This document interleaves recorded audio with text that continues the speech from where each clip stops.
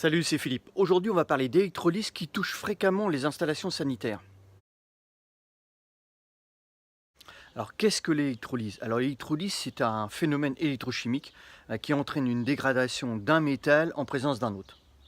Donc, ce processus se fait par l'intermédiaire de l'eau qu'on retrouve dans les installations sanitaires. Alors, les deux métaux que l'on retrouve le plus concernés dans les installations de plomberie, c'est le galva et le cuivre. Alors, pourquoi ces deux métaux ne sont pas compatibles? Parce que le cuivre, lui, fait partie des métaux les plus nobles. Il ne subit pas la corrosion galvanique, c'est-à-dire la corrosion du métal. À l'inverse du galva, qui lui fait partie des métaux les moins nobles. Donc le galva, tu prends le tube galva, c'est du tube fer enrobé d'une couche de zinc. Alors pour bien comprendre ce que c'est que les métaux les plus nobles et les moins nobles, ils ont été répertoriés dans un ordre bien précis, à tendance à la corrosion. Donc cette noblesse qu'on appelle noblesse électrochimique est établie sous la forme d'une échelle qui va permettre de comparer les comportements des métaux entre eux lorsqu'ils sont en contact. Donc cette échelle démarre du plus noble au moins noble.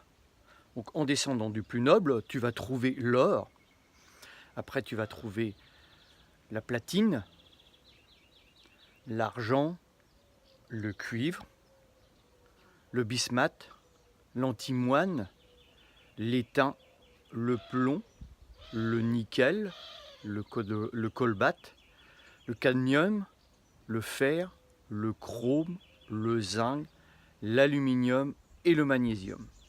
Donc forcément, plus l'écart entre les deux métaux est important, plus le risque de corrosion galvanique du métal le moins noble est grand, ce qui est logique. Donc je vais te mettre cette petite échelle en description en dessous. Alors du coup, quand on reprend l'exemple de notre cuivre, qui est en 4e position des métaux les plus nobles, et le tube galva qui lui est comme on a dit tout à l'heure, en fer et en couche de zinc, lui il est pratiquement en bas de l'échelle des métaux les moins nobles. Donc la différence est énorme entre les deux. C'est pour ça qu'on a tant de problèmes avec ces deux métaux. Alors comment remédier à ce problème?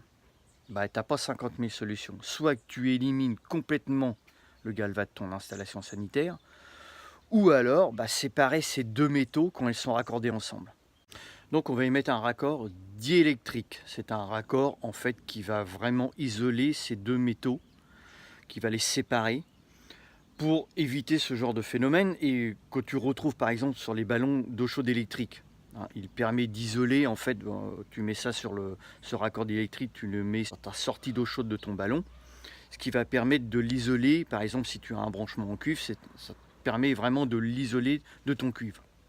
Et ce genre de raccord fonctionne puisque moi j'ai déjà vu des ballons au bout de 5 ans qui ne sont pas isolés avec ce fameux raccord. La cuve de ton ballon se perce complètement.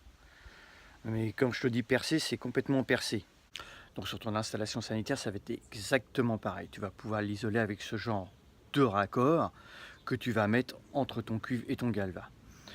Tout en sachant que ça va vraiment diminuer cette corrosion, mais tu auras toujours la corrosion. De toute façon, ces deux métaux-là ne sont pas compatibles. Bon, voilà ce qu'on pouvait dire sur l'électrolyse des installations sanitaires. En ce qui concerne les installations de chauffage, tu vas retrouver l'électrolyse au niveau des radiateurs, par exemple, entre la fonte et l'alu. Tout en sachant que quand tu as des radiateurs alu, il faut rester dans l'alu. Si tu commences à mélanger, c'est mort direct. Ton alu il va se percer en 2 coups de cuir à peau. Au niveau des réseaux chauffage, moi j'y crois pas trop, c'est vraiment minime. Pourquoi? Parce que c'est un circuit fermé et si tu fais pas, comme je t'ai dit dans une vidéo précédente, si tu ne fais pas d'apport régulier dans ton installation de chauffage, c'est-à-dire si tu remontes pas ta pression régulièrement, il arrive un moment, bon, ton eau tourne et ton installation, ton eau devient morte. On appelle ça de l'eau morte. C'est-à-dire que tu n'as pratiquement plus d'oxygène à l'intérieur, donc il n'y a pas de phénomène de corrosion.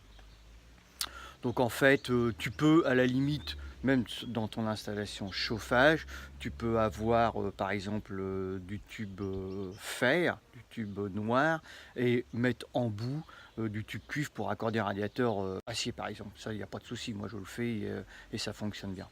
Écoute, j'espère que cette vidéo va pouvoir t'aider. Si tu l'as aimé, écoute, like-la, partage-la. Si tu arrives sur ma chaîne, abonne-toi, tu as le petit logo qui est juste là. Et puis moi, je te retrouve sur une prochaine. Je te dis ciao ciao, à plus tard.